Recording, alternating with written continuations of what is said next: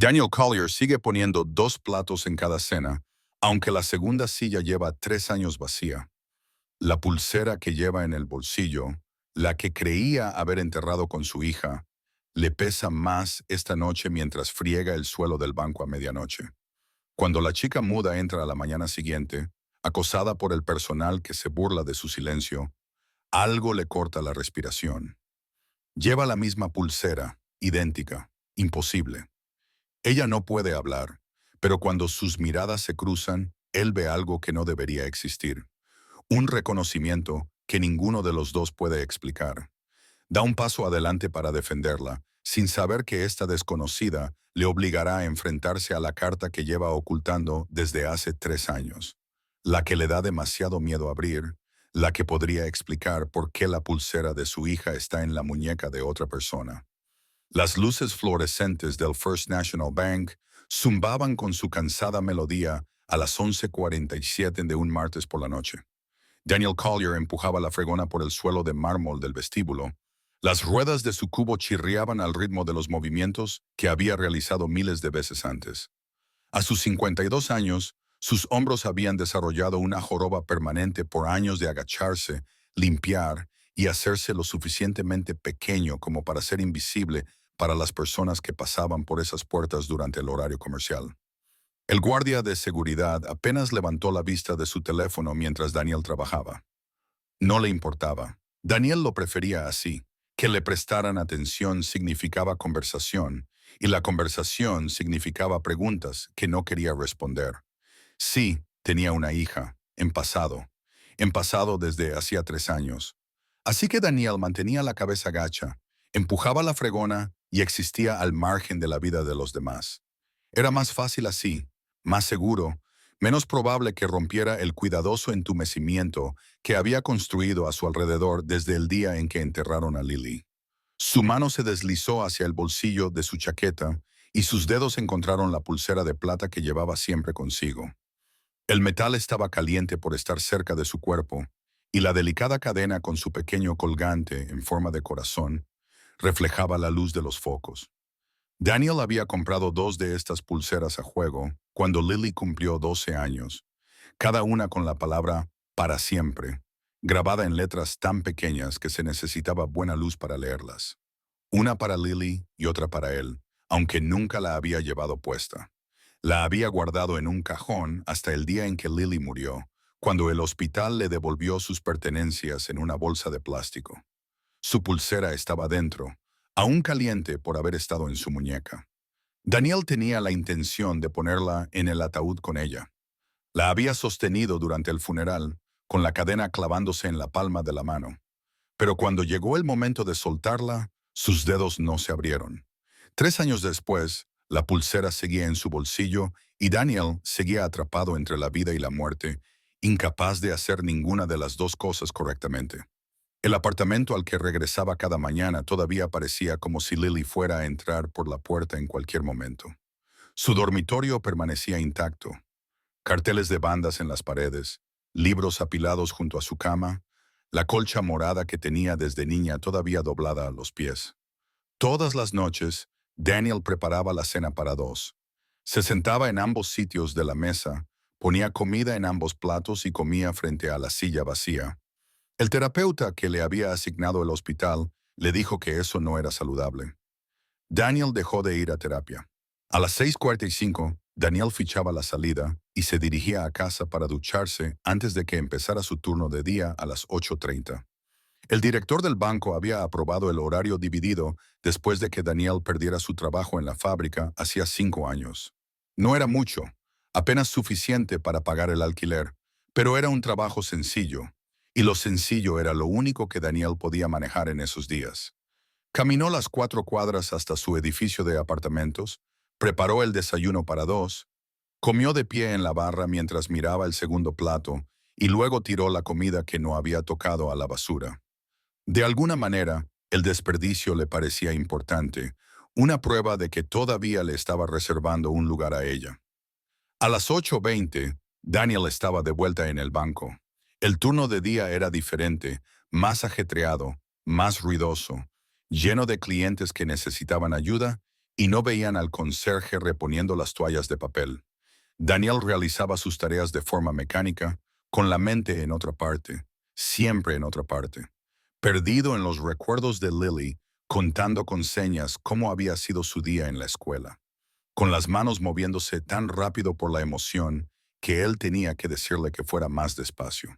Lily había nacido muda, con las cuerdas vocales presentes pero sin función, por lo que Daniel había aprendido el lenguaje de signos, había comprado libros, visto videos y asistido a clases en el centro comunitario 2 veces por semana. Cuando Lily cumplió 3 años, podían mantener conversaciones completas sin decir una sola palabra en voz alta. Tenían su propio lenguaje, su propio mundo privado, y eso era suficiente. Más que suficiente. Estaba rellenando el dispensador de jabón del baño de hombres cuando oyó voces elevadas en el vestíbulo. Daniel salió a investigar. Cerca del mostrador de la caja, una joven estaba de pie frente a 2 empleados del banco, Brenda Walsh y Troy Bennett. La mujer parecía tener unos 20 años, con el pelo oscuro recogido en una sencilla coleta y ropa cara pero discreta. Sus manos se movían con gestos rápidos y fluidos que Daniel reconoció inmediatamente. Lenguaje de signos. No entiendo lo que está haciendo con las manos, dijo Brenda, con un tono condescendiente. ¿Puede escribirlo o algo así? La joven sacó su teléfono y empezó a escribir rápidamente. Lo levantó, pero Brenda lo miró y suspiró dramáticamente. Esto es ridículo. Si no puedes hablar, deberías traer a alguien que pueda hacerlo. No tengo tiempo para jugar a las adivinanzas. Troy se rió. ¿Qué clase de persona entra en un banco y ni siquiera puede hablar, probablemente intentando hacer algo sospechoso?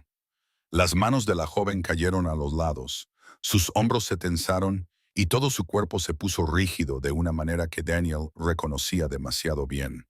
Era la postura de alguien que acababa de ser borrado, descartado. Había visto a Lily ponerse exactamente así innumerables veces en restaurantes donde los camareros hablaban con Daniel en lugar de con ella. En tiendas donde los dependientes la trataban como si tuviera una discapacidad mental solo porque no podía hablar. Los pies de Daniel se movieron antes de que su cerebro le diera permiso. Al acercarse, lo vio, lo que le cortó la respiración, lo que hizo que el mundo entero se redujera a un único punto imposible. En la muñeca de la joven había una pulsera, de plata, delicada, con un pequeño colgante en forma de corazón, idéntico al que Daniel tenía en el bolsillo. Su mano se llevó automáticamente al bolsillo, confirmando que su pulsera seguía allí. Pero la mujer llevaba la misma pulsera, exactamente el mismo diseño, el mismo cierre ligeramente deslustrado. La visión de Daniel se nubló por los bordes. Había comprado esas pulseras hechas a medida en una pequeña joyería que había cerrado hacía años. 2 iguales, uno para Lily y otro para él. Entonces, ¿de dónde había salido este tercer brazalete? Disculpen, dijo Daniel con voz áspera. Las 3 personas se volvieron para mirarlo. La expresión de Brenda pasó de la irritación al desdén cuando vio quién hablaba. Esto no te incumbe, Daniel. Estamos ayudando a una clienta. No la están ayudando, respondió Daniel en voz baja. La estáis humillando. Troy dio un paso adelante. ¿Por qué no vuelves a tus fregonas, viejo? Esto es asunto del banco. Las manos de Daniel se movieron, formando signos que no había utilizado desde el funeral de Lily. ¿Qué necesitas?, preguntó en lengua de signos americana. El rostro de la joven se transformó. El alivio inundó sus rasgos con tanta fuerza que era casi doloroso de ver. Sus manos cobraron vida, haciendo signos rápidamente. Necesito acceder a mi cuenta. Tengo mi identificación, pero no la miran. Creen que estoy intentando engañarlos. Daniel se volvió hacia Brenda y Troy. Necesita acceder a su cuenta. Tiene su identificación. Ah, y tú puedes entenderla. Troy se burló. ¿Qué? ¿Eres algún tipo de experto? Sé lenguaje de señas. Mi hija era muda. Lo aprendí por ella. No pudo. La joven sacó su cartera y extrajo su carné de conducir y su tarjeta de débito. Daniel vio el nombre Isabel Monroe y una dirección en Riverside Estates, uno de los barrios más ricos de la ciudad. Brenda tomó la identificación, La miró y se echó a reír. Claro, es evidente que es falsa. Mírala. ¿Te parece que es alguien que vive en Riverside Estates? ¿Cómo que es falsa? Daniel exigió. Es un carné expedido por el Estado. Brenda hizo un gesto de desprecio. Probablemente trabaje allí como empleada doméstica y se lo haya robado a su jefe. Las manos de Isabel formaron palabras que atravesaron a Daniel como cristales rotos. ¿Por qué no me creen? ¿Qué he hecho mal? Era la misma pregunta que Lily le había hecho tantas veces. La misma confusión impotente sobre por qué el mundo insistía en ser cruel con las personas que eran diferentes. Quiero hablar con el gerente, dijo Daniel, con voz firme a pesar del temblor de sus manos. Ahora mismo, ¿quieres hablar con el gerente? Eres un conserje. La ley de estadounidenses con discapacidades es muy clara en cuanto a la igualdad de acceso, interrumpió Daniel. Estoy seguro de que al gerente le interesará saber que sus empleados están violando la ley federal. O podría llamar al número que aparece en la placa junto a la puerta, donde dice, este banco se compromete a atender a todos los clientes con dignidad. Brenda palideció.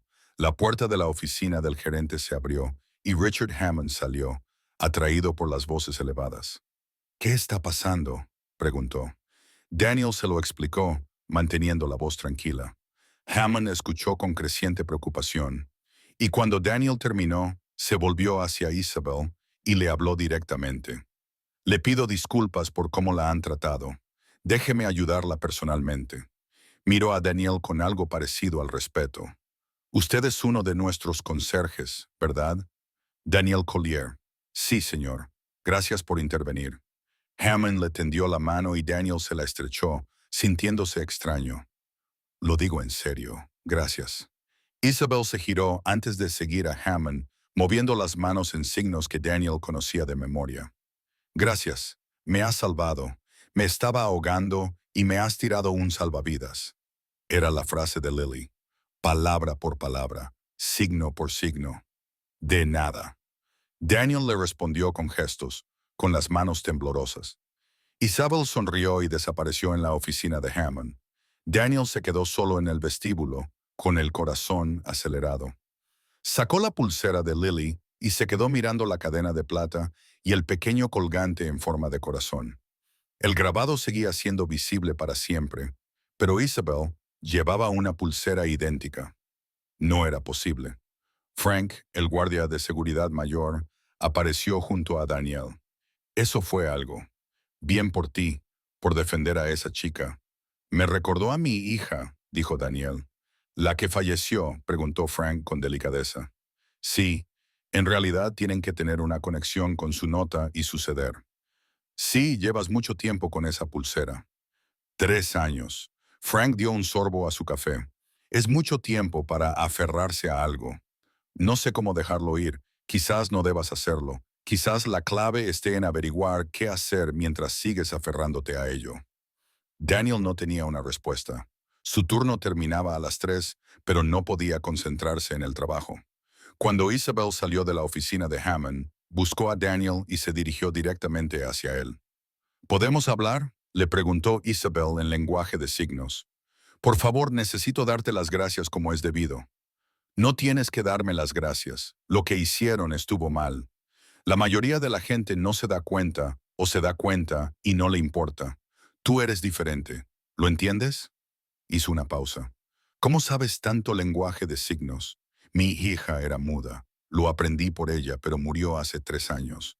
La expresión de Isabel se transformó en algo más profundo que la simpatía. Comprensión.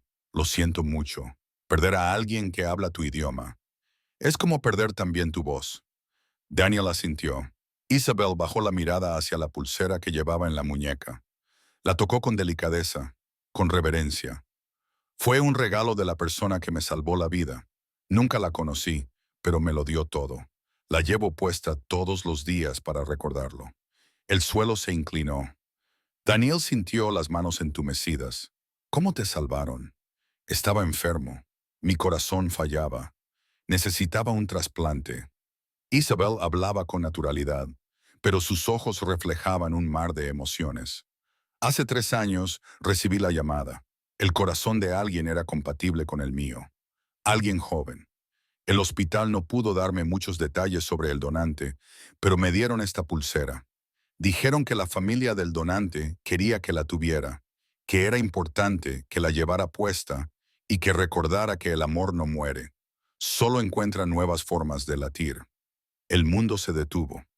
Hace 3 años, un donante joven, una pulsera enviada al receptor. Daniel sacó la otra pulsera de su bolsillo con manos temblorosas. La sostuvo junto a la muñeca de Isabel. Idénticas, espejos perfectos. La misma cadena, el mismo colgante, el mismo pequeño grabado que apenas se veía. Para siempre. Isabel vio la pulsera en la mano de Daniel y se quedó completamente inmóvil. No, no puede ser. Tú eres, tú eres su padre. Daniel no podía responder, no podía respirar. La carta en el cajón de su mesilla, los papeles de donación de órganos que Lily había rellenado. El hospital debió de respetar sus deseos a pesar de su negativa. Le habían enviado a Isabel esta pulsera, la que hacía juego con la que Daniel había olvidado que existía en su dolor. Lily debió de guardar ambas pulseras. Debió de dar una a las enfermeras. Les dijo que se la enviaran a quien recibiera su corazón. No lo sabía, Isabel firmó frenéticamente, con lágrimas corriendo por su rostro. No le dicen a los receptores quiénes son los donantes. No sabía que era tu hija. No sabía que no querías esto. No lo sabía. Me negué a firmar los papeles. No podía dejarla ir, pero ella quería irse. Documentó sus deseos varias veces. Quería esto más que nada. Isabel se llevó la mano al pecho, justo sobre su corazón, justo sobre el corazón de Lily. Tu hija salvó a 6 personas. Su corazón, sus pulmones, sus riñones, su hígado, sus córneas. 6 vidas. Nos dio a todos una segunda oportunidad. 6 personas, 6 pedazos de Lily esparcidos por la ciudad. Daniel trastabilló hacia atrás. Isabel lo agarró del brazo, lo estabilizó y lo guió hasta un banco junto a las ventanas. Se sentaron juntos, 2 personas conectadas por un corazón que se había detenido en un cuerpo y había vuelto a latir en otro. Daniel sacó su teléfono con manos temblorosas. Encontró una foto de Lily de su 14 cumpleaños. Ella sonreía a la cámara, con las manos congeladas en medio de un gesto, y en su muñeca llevaba la pulsera, la misma que Isabel llevaba ahora. Daniel se la mostró a Isabel sin decir nada. Parece feliz, dijo Isabel en lenguaje de signos. Lo era la mayor parte del tiempo. Amaba la vida, amaba a la gente. Era más valiente que yo, y sigue siéndolo. Sigue siendo valiente, sigue amando, sigue viva.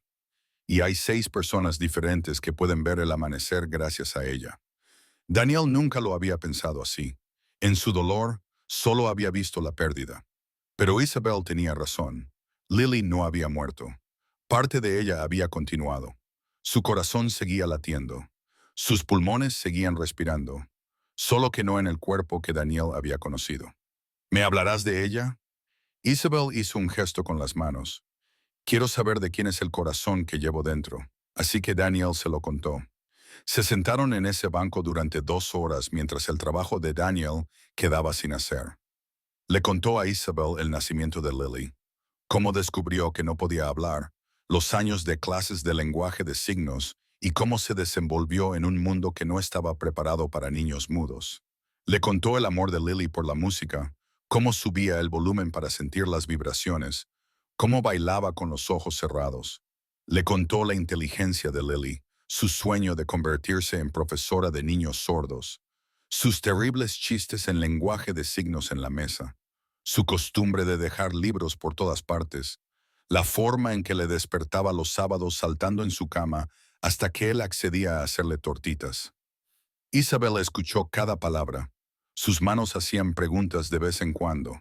Su rostro mostraba dolor por alguien a quien nunca había conocido y gratitud por un regalo que no podía devolver. Cuando Daniel finalmente se quedó sin historias, Isabel le hizo una seña que lo conmovió profundamente. ¿Te gustaría sentirlo? El latido del corazón de tu hija. Las manos de Daniel temblaban demasiado como para responder. Isabel lo tomó como un permiso. Guió su mano hacia su pecho, la presionó contra su esternón y la mantuvo allí. Daniel lo sintió, el ritmo constante y fuerte del corazón de Lily. Todavía latía, todavía estaba vivo, no estaba muerto, no se había ido, solo se había trasladado, transformado, y Daniel se derrumbó. 3 años de cuidadoso entumecimiento se hicieron añicos. Daniel lloró con la mano presionada contra el pecho de una desconocida, sintiendo el latido del corazón de su hija contra su palma. Y por primera vez desde que Lily murió, el dolor no era vacío. Tenía peso y dimensión y algo que se parecía casi a la esperanza. Cuando pudo volver a respirar, Daniel retiró la mano. ¿Puedo volver a verte?, preguntó Isabel. ¿Puedo saber más sobre ella? Quiero honrarla como es debido. Sí, ven cuando quieras. Intercambiaron números de teléfono. Esa noche, Daniel no volvió inmediatamente al trabajo. Caminó a casa por calles que se oscurecían. El apartamento estaba frío cuando entró. Daniel fue al dormitorio y abrió el cajón de la mesita de noche. La carta estaba exactamente donde la había dejado 3 años atrás. El sobre estaba amarillento, con la dirección del hospital en la esquina. Daniel lo abrió. Dentro había 3 hojas de papel. La primera explicaba que Lily había rellenado los documentos para la donación de órganos, que se la había considerado competente a pesar de ser menor de edad y que sus repetidos deseos documentados constituían un consentimiento informado. Habían procedido con la donación. Esperaban que Daniel lo entendiera. La segunda página era una lista. 6 nombres, edades y breves descripciones. Isabel Monroe, 18 años, receptora de corazón. Caleb Jensen, 21 años, receptor de pulmón. Victoria Hayes, 34 años, receptora de riñón. Owen Bradley, 6 años, receptor de hígado. Ruth Palmer, 42 años, receptora de riñón. Wesley Grand, 29 años, receptor de córnea. La tercera página era una nota escrita a mano por Lily. Papá, sé que te vas a enfadar. Sé que querías mantenerme intacta. Pero yo no soy mi cuerpo. No soy esta cosa que me está fallando. Soy todo lo que me enseñaste. Soy el amor que me diste cada día. Soy la paciencia que mostraste cuando aprendiste el lenguaje de signos. Soy todo eso. Y nada de eso morirá cuando mi cuerpo deje de funcionar. Si voy a morir, y voy a morir, quiero que mi muerte signifique algo. Quiero que mi corazón lata en alguien que lo utilice. Quiero que mis pulmones respiren aire que yo nunca podré saborear. Quiero que partes de mí sigan viviendo, amando, experimentando alegría. No estés triste, papá. Siéntete orgulloso. Tú me enseñaste que amar significa darlo todo. Así que eso es lo que estoy haciendo. Lo estoy dando todo y va a ser hermoso. Te querré siempre, Lily. Daniel leyó la nota 3 veces antes de que su visión se nublara. Se llevó el papel al pecho y lloró. Pero esta vez las lágrimas eran diferentes. No eran vacías, ni desesperadas, solo tristes. Profundamente tristes, pero tristes de una manera que reconocía algo hermoso junto al dolor. Lily había elegido multiplicarse, dar partes de su vida a otros, transformar la muerte en amor. Durante los meses siguientes, Daniel conoció a algunos de los otros receptores. Isabel lo organizó. Caleb ahora corría maratones con los pulmones de Lily. Victoria trajo fotos de sus hijos, a los que no iba a sobrevivir lo suficiente como para verlos crecer. Owen, el niño pequeño con el hígado de Lily, tocaba el piano en un recital al que asistió Daniel. Cada encuentro abría un poco más el corazón de Daniel. Le mostraba que la muerte de Lily había evitado la de otras 6 personas, que su regalo había creado ondas que tocaban cientos de vidas.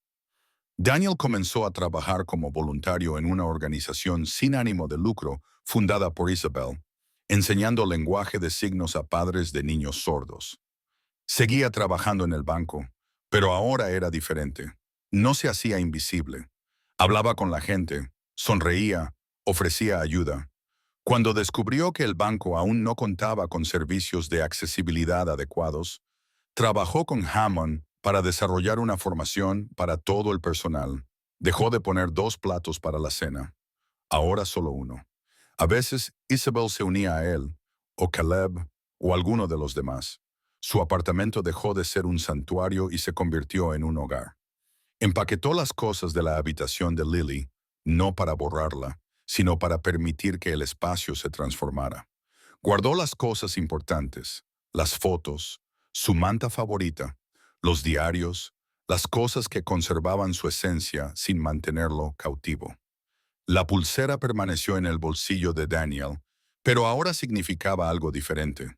No era una reliquia de la pérdida, sino un recordatorio de lo que Lily le había dado. Ahora entendía lo que significaba para siempre.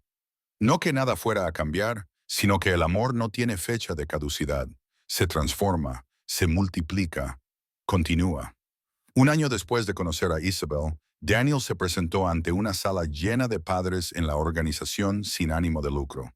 Me llamo Daniel Collier, dijo, moviendo las manos al ritmo de sus palabras. Aprendí el lenguaje de signos porque mi hija no podía hablar. Nació muda y pensé que eso la hacía diferente. Pero me equivocaba. Ella no era diferente. El mundo era demasiado perezoso para aprender su lenguaje. Hizo una pausa y miró los rostros nerviosos. Cometerán errores, olvidarán signos, pero lo que importa es que están aquí. Lo están intentando. Le están diciendo a su hijo que su lenguaje importa, que él importa. Después de la clase, un joven padre se acercó con un bebé en un portabebés. Mi hija nació sorda. Estoy aterrorizado. No sé cómo ser padre de alguien con quien no puedo hablar. Daniel miró al bebé dormido y recordó cuando sostenía a Lily, sintiendo ese mismo terror. Ya estás hablando con ella. Estás aquí. Estás aprendiendo. Esa es la conversación que más importa. ¿Fue difícil criar a tu hija? A veces el mundo no es amable con los niños que son diferentes, pero amarla fue lo más fácil que he hecho nunca. Tu hija debe de estar muy agradecida de que hayas aprendido el lenguaje de signos. Daniel sonrió, triste, pero sincero. Mi hija murió hace 4 años, pero salvó la vida de 6 personas al ser donante de órganos. Una de ellas se convirtió en mi amiga. Lleva una pulsera que era de mi hija y cada vez que la veo recuerdo que el amor no termina cuando alguien muere, solo cambia de forma. Esa noche, Daniel cenó con Isabel en su apartamento. Mientras comían, ella le hizo una seña. Me voy a casar. Eso es maravilloso. Se llama Alan. Aprendió el lenguaje de signos por mí. La boda es dentro de 3 meses. ¿Vendrás? ¿Me acompañarás al altar? No soy tu padre. Mi padre murió cuando yo tenía 12 años, de una enfermedad cardíaca. No estás sustituyendo a mi padre, pero me diste el corazón que me salvó la vida. Criaste a la chica cuyo valor me dio un futuro. Por favor. Daniela sintió con la garganta apretada. La boda fue preciosa, pequeña, íntima, celebrada en un jardín con guirnaldas de luces. Daniel llevaba un traje que Isabel le había ayudado a elegir, y cuando empezó la música, le ofreció su brazo. Caminaron juntos por el pasillo y Daniel sintió la presencia de Lily con tanta fuerza que casi era física. Esto era lo que ella había querido. La vida continuaba, el amor se multiplicaba. Cuando llegaron al altar, Isabel firmó algo rápido y en privado. Gracias por todo. Gracias por mantenerla con vida. En la recepción, Daniel se quedó solo cerca del borde del jardín. Sacó la pulsera y la levantó para captar las luces de colores. El grabado estaba casi desgastado, pero aún se podía leer. Espero que estés orgullosa, susurró Daniel. Espero que puedas ver lo que hiciste. Los salvaste, a todos ellos, y también me salvaste a mí. Una brisa sopló por el jardín. Daniel cerró la mano alrededor de la pulsera y sintió su peso familiar. Luego la volvió a guardar en el bolsillo, justo sobre su corazón. No como una carga, ni como una cadena, sino como un recordatorio, una promesa, un pedazo de eternidad que había sobrevivido a la muerte y había surgido como esperanza. Daniel regresó a la recepción y encontró a Isabel y Alan cortando el pastel. Pensó en Lily a los 6 años, ayudándole a hornear y llenándolo todo de harina. Lily a los 12 años, apagando las velas en el cumpleaños que vino con las pulseras. Lily a los 15 años, débil en una cama de hospital, pero aún así logrando sonreír. Los recuerdos dolían, siempre dolerían, pero eran buenos recuerdos. Prueba de que Lily había vivido y amado y había sido amada a cambio. ¿Y no era eso lo que importaba? no la duración de la vida, sino lo plena que fuera. No si se podía evitar la muerte, sino si la vida se podía multiplicar después de la muerte. Más tarde esa noche, solo en su apartamento, Daniel hizo algo que había estado evitando durante 4 años. Le escribió una carta a Lily, no como las conversaciones unilaterales con su silla vacía, sino una carta real en la que reconocía que ella se había ido, pero que, de alguna manera, todavía estaba allí. Escribió sobre su encuentro con Isabel, sobre sentir los latidos del corazón de Lily, sobre los otros receptores y las vidas que ella había salvado. Escribió sobre su enfado por la decisión de ella, sobre sentirse traicionado, y escribió sobre comprender ahora por qué lo había hecho, sobre ver la belleza en lo que ella había dado. Te echo de menos todos los días. Echo de menos tu risa y tus señales y la forma en que me despertabas. Lo echo todo de menos. Pero ya no estoy enfadado. Te multiplicaste, Lily. Convertiste una vida en 7. Las 6 personas a las que salvaste. Más yo, porque apenas estaba vivo antes de conocer a Isabel. Me diste una razón para seguir adelante. Así que gracias. Gracias por ser valiente cuando yo tenía miedo. Gracias por enseñarme que, para siempre, no significa que las cosas nunca cambien. Significa que el amor sobrevive a los cambios. Te quiero para siempre, papá. Dobló la carta y la guardó en la caja con las cosas de Lily que había conservado. Luego se acostó y por primera vez en 4 años, Daniel durmió sin soñar con ataúdes vacíos y cartas selladas. En cambio, soñó con pulseras y corazones latiendo y 6 personas despertando para ver otro amanecer, porque una chica había sido lo suficientemente valiente como para convertir su muerte en sus vidas. Y en algún lugar de la ciudad, Isabel Monroe se despertó junto a su nuevo marido con un corazón que había pertenecido a una chica a la que nunca había conocido, pero a la que conocía íntimamente. El corazón late con fuerza y constancia, demostrando cada día que la muerte no tiene por qué ser el final. A veces, si eres lo suficientemente valiente, generoso y cariñoso, la muerte puede ser el comienzo de algo hermoso, algo que se parece mucho al para siempre.